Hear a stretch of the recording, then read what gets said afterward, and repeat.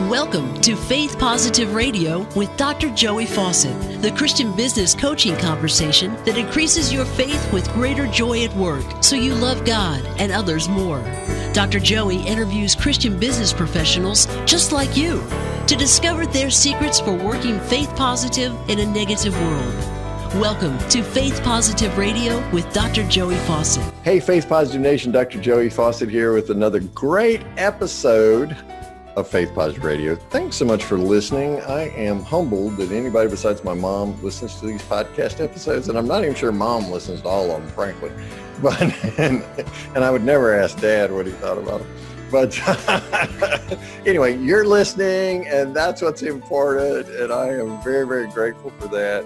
It's part of the joy of my life to get to meet people from literally all over the world, and I mean literally all around the world, and discover the different ways in which God is designing us, the divine design that we talk about, divinely designing us to fulfill his purposes for his glory around the world, and how the story of Christ's love for the whole world gets spread in so many unique ways. And my guest today is, that's what she does. She helps all of us, but particularly women. She helps women to really step out, to step out of what she refers to as obscurity. That is the wallflower approach to life, right? You're just trying to blend in and be like everybody else, instead of stepping into the beauty, the clarity that helps you create a life and a legacy that you pass on to others. And she's written a book, and it's a really cool book, Walking Off Your Map. I want to find out what it means to walk off your map, don't you? Okay, Faith Positive Nation, help me welcome Tonya Telesco to the podcast today. Tonya, welcome, and thank you for coming from sunny Fort Worth, Texas today. Well, Joey, thank you so much. What an absolute joy to be on your program and get to share with your audience. Thank you.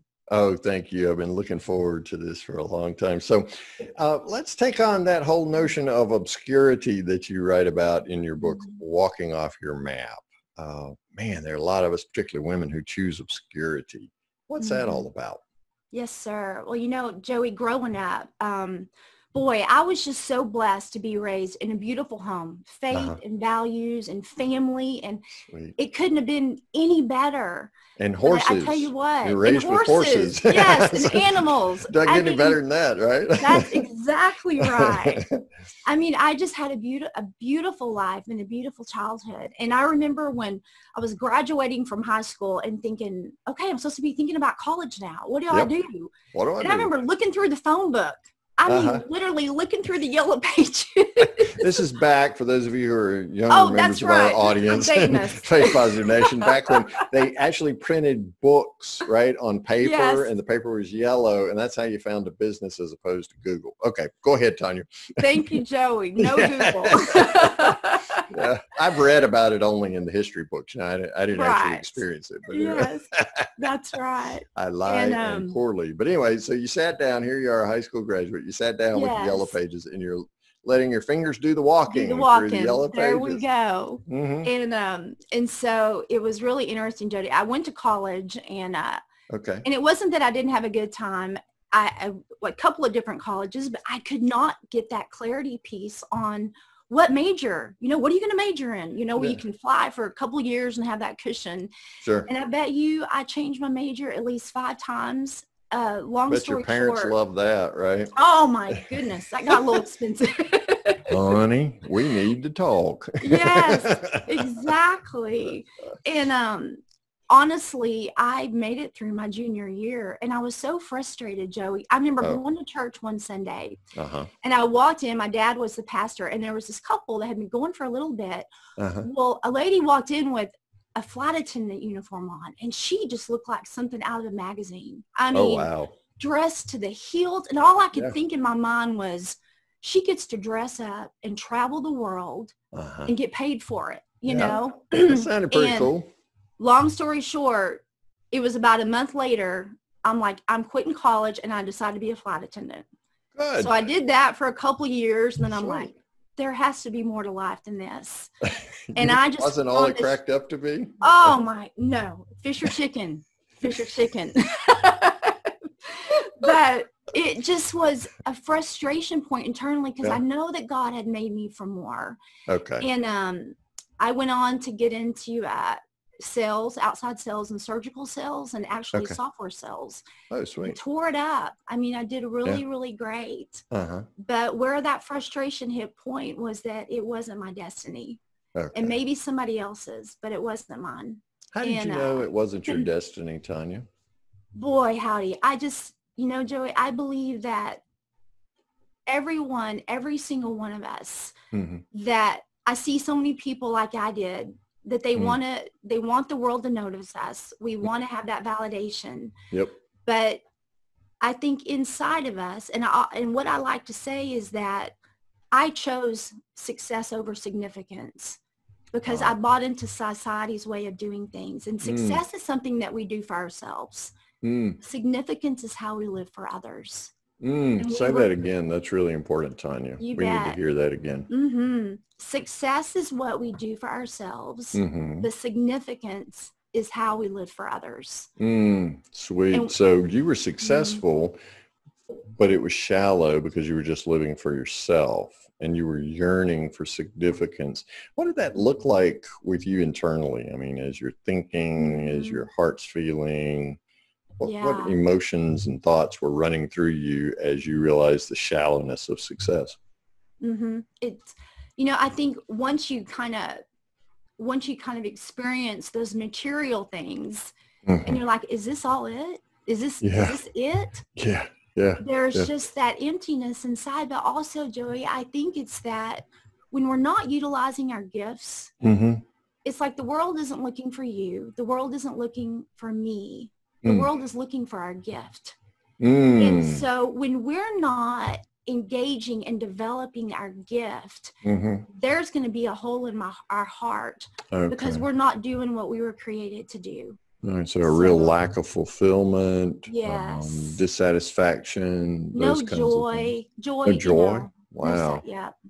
Absolutely. Wow. So you just wake up and it's the same thing, just on a different day. Yes. Ugh. Yes. Oh boy. And I can't even imagine that anymore. It's such a stark contrast to waking up and going, what do I get to get my hands on today? I know. Well, you described the plight, your story. According to the latest Gallup poll I've read, is the plight of about 85% of all American workers. 85%. Joey, that breaks my heart. And, I mean, and I think it's even, I know that number is true because I researched that myself too. Yep. And up to 85% of even Christians don't even know their gifts. I know. And the tragedy in life to me, is not death. The tragedy in life is to live without purpose and to know what it feels like to be living in that. So, you know what? And what I learned after living sleepwalking for so many years is that, it talks about in Ephesians, it said that it should not be vague, thoughtless, and foolish, but that we should understand the will of the Lord. Yep. And so it's not supposed to be a mystery. It's not supposed to be that hard. And I always say, I believe the two most important questions that every person needs to answer is, who am I and why am I here? Because if you can nail those down, your life, you will become unstoppable because you're walking into what you were created for. So why do so many of us choose obscurity? I think that for some reason or another, I think a lot of the ways that society has set up, that we have just bought in. We don't think for ourselves. We just buy into how everybody else is thinking. Yeah. And society and education, I mean, those are wonderful things, and they teach us how to make a living. Joey, they don't teach us how to build a life or a legacy. Yeah. Really just breeds mediocrity, whether it's typical educational system or just social mores at large. We're looking to just build that average, if you will, just that mediocrity. So don't stick your head up. So how do I go from this dissatisfied life of obscurity, just trying to blend into the wallpaper. I'm successful, but it's certainly not fulfilling. How do I go from all that to the life that Christ intends for me, Tonya? One of the places I really like to start, I have been a human behavior expert, Joey, for over 17 years. And operating in that. And I'm passionate about understanding people because your personality is always connected to your purpose. Always, always, always. And just backing up a little bit, before I moved to Colorado for Bible college, my parents and I were taking a counseling course, and we were introduced to the DISC model of human behavior. Oh, sure. And so we took that, and it's like, okay, this is cool. We've done this in church before. But Joey, when we begin to understand how we were wired, what brought us, what we feared, what motivated us, what our strengths were, it took us from it was like hitting the Texas lottery. Oh, wow. That's awesome. First time in 35 years of marriage, they moved from a place of toleration to celebration.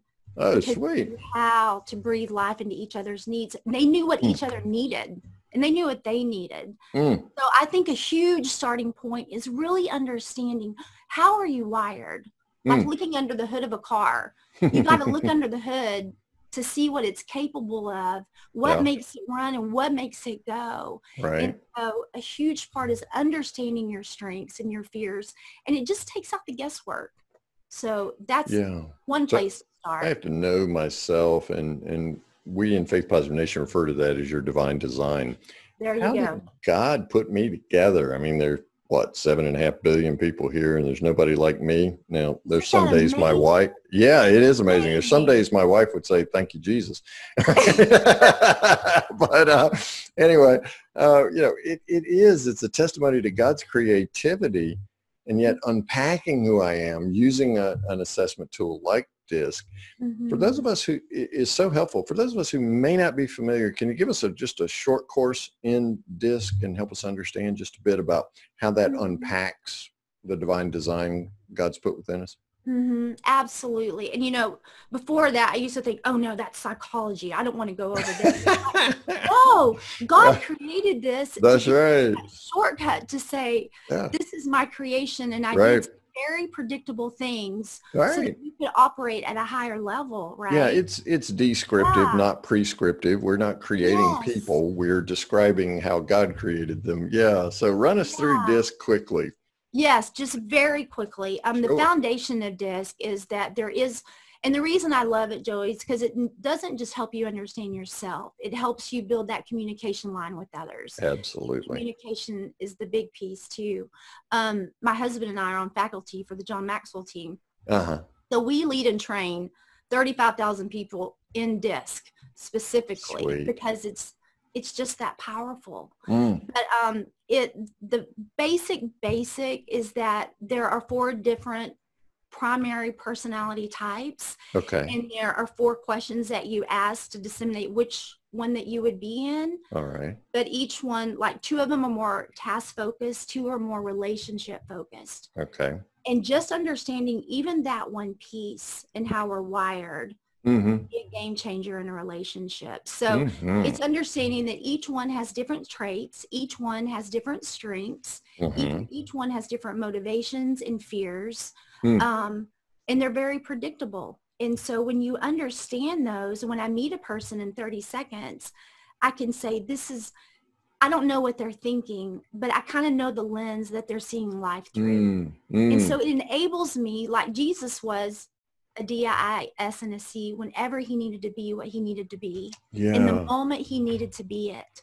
So to become more like him, I can travel to those each ones when I need to for the person in front of me. Oh, beautiful. And that's why the Apostle Paul talked about being all things to all people, so that to share for the cause of Christ. So I love that. So it's just it's a way we see ourselves and understand ourselves, but it gives us a profile or a way of understanding ourselves even better.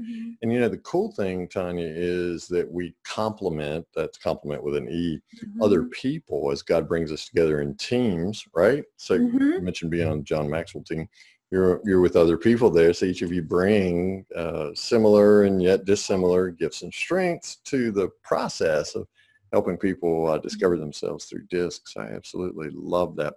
So one of the ways I move from obscurity to fulfillment is by understanding myself better. Who am I? Yes. And the second question is, why am I here? Yes. Why am I here? And I believe with all of my heart that every single person is here in this time and in this moment, Joey, because God has put something specifically in them to serve the world. And that is why I see even a lot of entrepreneurs, we go like, there's this good thing and that great thing and this and that, like squirrels. And I'm like, shiny object syndrome. Yeah. Yes. That's why that clarity piece is so powerful, because when we can take ownership why we are here and let go of all the good and step into the great, that's when we begin to impact more lives for the better and for the kingdom. So how do I get that clarity, Tonya? Because, it is SOS, shiny object syndrome, so much of the time for some of us. Others of us, we see the shininess, and maybe it's God's light with that shininess, but I'm not going to step in that direction because that's change, and I'm not about to change, right? Yes. I'm not going to leave the familiar, even if it's miserable. So how do I step up into answering this question of why am I here? Why am I here? I think one of the number one ways that I help people to answer that, Joey, is you got to find out what lights your fire, what fills you up, what sets you ablaze like nothing else does. And so I help take people, I have an Ignite Your Passion guide. But if you don't understand it's called a genuine passion. So there's a general passion, personal passion is like hobbies. Genuine passion is like when you see the hungry children on television and you're like, oh, this is important. Somebody needs to do something about this, in human trafficking and all these things. Yeah.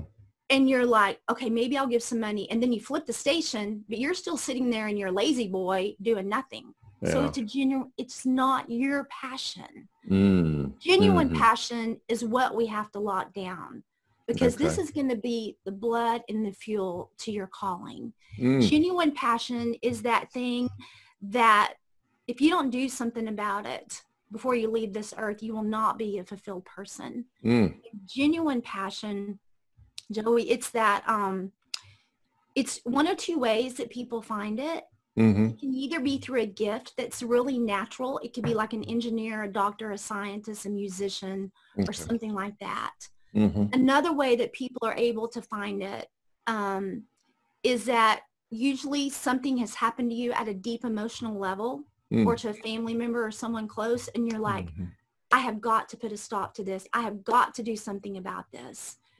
So what I do, two of the things that I understood, Joey, when I began to reinvent my life were two big principles. Number one, to live differently, I was going to have to think differently up here. And number two, I was only going to grow and be as good as the questions I asked myself, right? So genuine passion. So what I did, I just created some questions for people to dig in and say, let's do some self-discovery, because that's where that begins, is through questions. Nice. So what are those questions that we can ask ourselves? So questions like, what are those things that I can do, and the hours pass away and I can't even believe that they're gone because I loved it so much. Oh, so I'm having fun and what are those things that I love to put my hands to, that I'm just like, I just love doing this. Maybe something you do for free even. I mean, you wouldn't tell anybody who was willing to pay you that. Absolutely. Right? But what would I do for free, and what am I doing when I'm having so much fun that the time just slips away? Can't believe 3 hours have passed. Just went by. How did that ever happen? What are those things that people can call you for, and you jump on it because you're like, of course I'll be a part of that, because you're so passionate about it. Or nobody has to call you for it, Tonya. You just step up into it, right? You find ways of doing it because you love doing it so much. So much. Wow. Yeah. Wow. What are some other questions I can ask myself? So some other questions. Oh my goodness. I think one of the biggest ones that we have heard is, if money was not an issue, If I had all the money and the resources in the world, Yep. what would I do with myself and my time? Yeah. If you had a magic wand and money was no object, yes, what would happen? What would you do? Okay. So I think it's just digging, I have like 10 and I'm sweet. like, just people push the pause button, because a lot of people, they don't do that long enough to be able to get those answers. No, we make the assumption that frenetic activity, right, is the pathway. Doing things like let your fingers do the walking through the yellow pages, as opposed to actually being still and knowing that God is God and has a plan and purpose for your life, right? So if I'm listening to this, Tonya, and I'm like, well, that's a great concept, being still. I wish I could take the time to do that.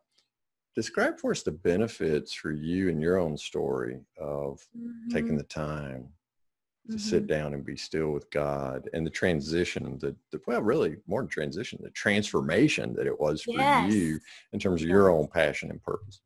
Yeah, wow. And because I hear this a lot, people say, well, just get out in the world and start doing things and your purpose will reveal itself. And I'm like, but what I've learned is that if we don't stop and push that pause button, Joey, there's so much noise that we'll never hear him. For this last couple of months, I was meditating on Isaiah 30:21. And it says, whether I turn to the right or to the left, that my ears will hear a voice that says, walk this way. But if we don't learn to be still, then we can't hear that voice. And God's talking all the time, trying to change history in here, not audibly, but we know in here. Right. And so I've seen too many lives, including myself, that just went with every wave.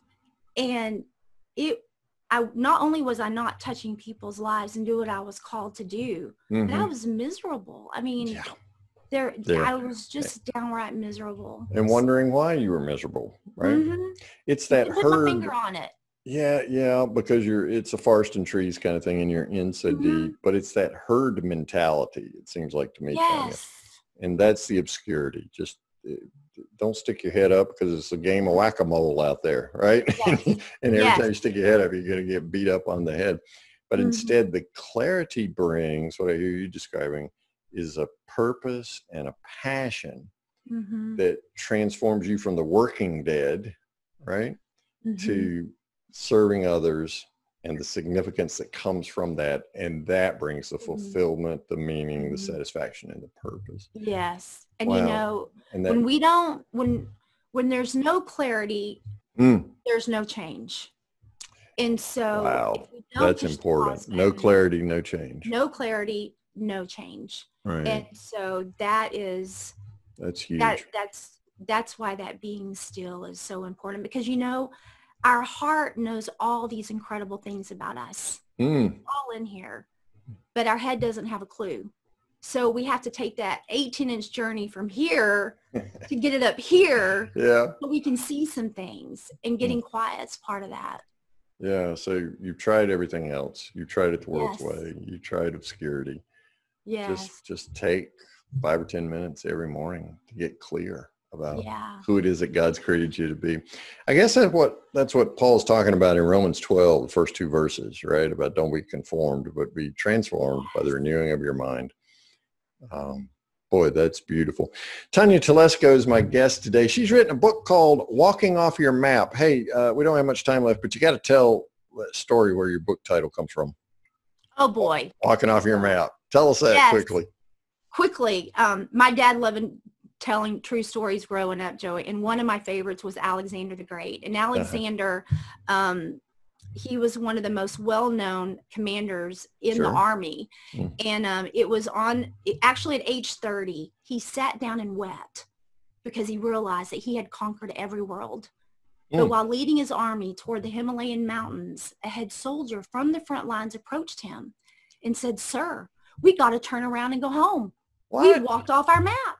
And we're moving into territory that nobody's ever seen." And Alexander said, "Young man, mediocre armies stay within the known areas, but great armies march off their map.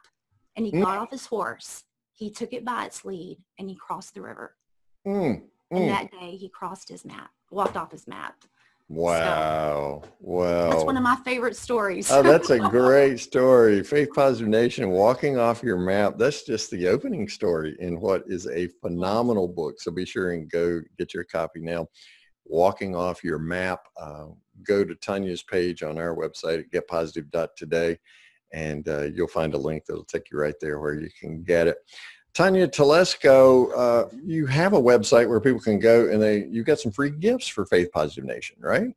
Yes, sir. I sure do. So they can go to www.tonyatelesco.com, tongue-tied, and there is a Ignite Your Passion guide on there for people to begin to use as a catalyst to really identify genuine passion. So yes. Okay, go to TonyaTelesco.com, and Chuck's put that on Tonya's page on our website at getpositive.today.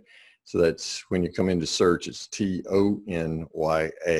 and Tonya Telesco. And then you'll go over there and you'll get this Ignite Your Passion thing. Man, let's strike some matches, right? And start doing something significant with our lives.